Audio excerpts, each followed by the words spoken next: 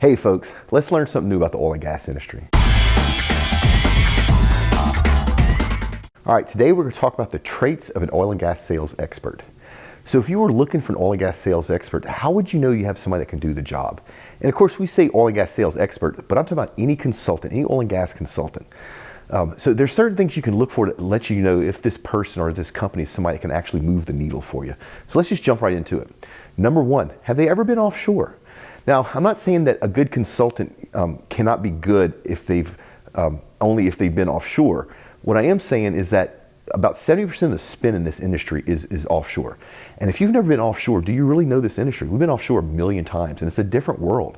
Even the business model of being profitable offshore versus drilling on land is totally different.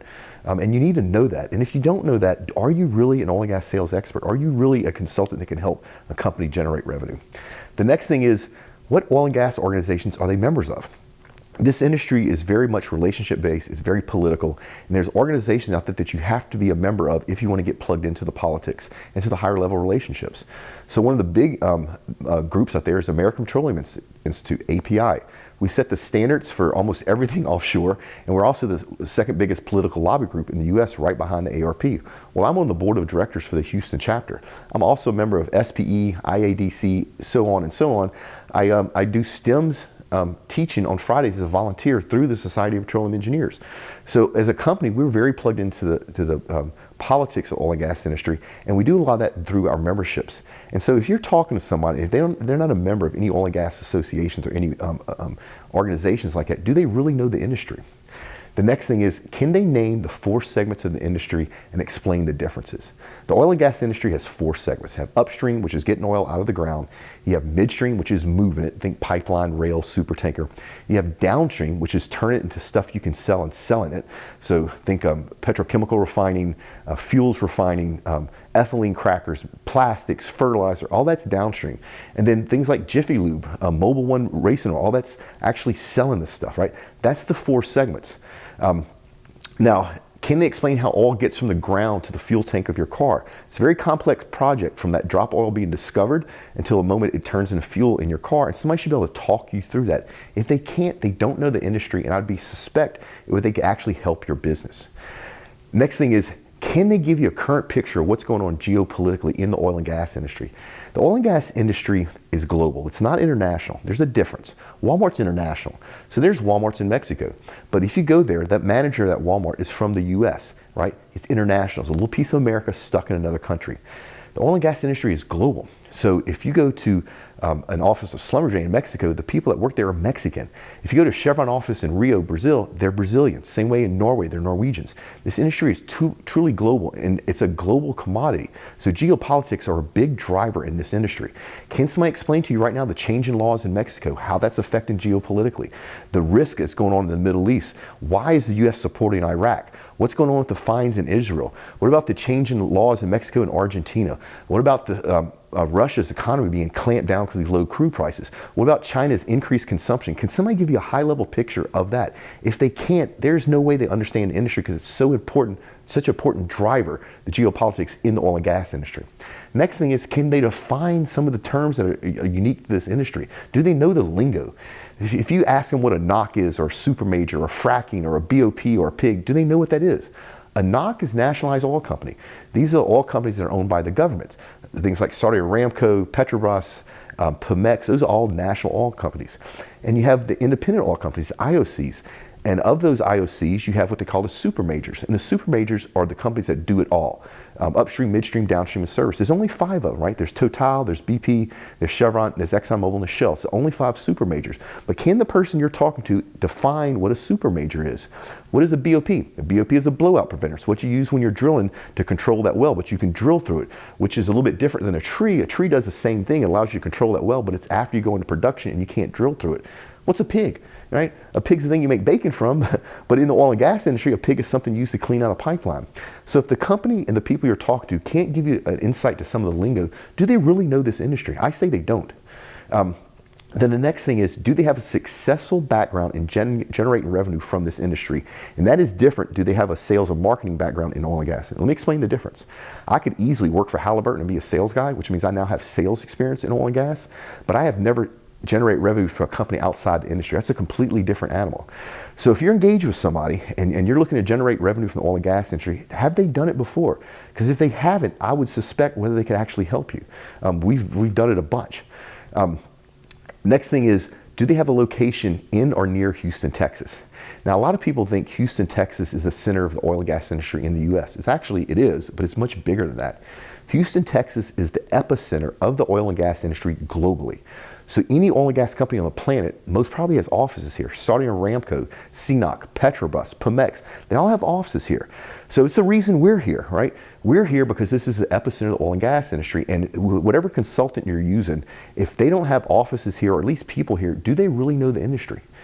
Next thing is, do they have a passport? We talked about this earlier, the industry is global. So if I would engage with a decision-making team in Chevron, there'll be 3 or 4 guys in San Ramon, California on that decision-making team. There'll be 5 or 6 of them here in Houston. There'll be 2 in London, 1 in Norway, probably 1 in Rio. I have to travel, right? I have to know these other players, these other decision-making team that are in different countries, and I have to be able to engage with them and understand that it's a different business culture. So when I engage with the guys in Chevron and Rio, and nothing against Brazilians, I love you to death, but they're going to be 3 hours late for their own meetings, right? As opposed to the Chevron guy at Norway, if I'm a minute late, that's an insult. Whatever consultant or oil and gas sales expert you're talking to, they need to be able to articulate that and understand that. They need to have traveled and actually done it. If they can't, they really don't know the industry. Next thing is, do they have existing client success stories?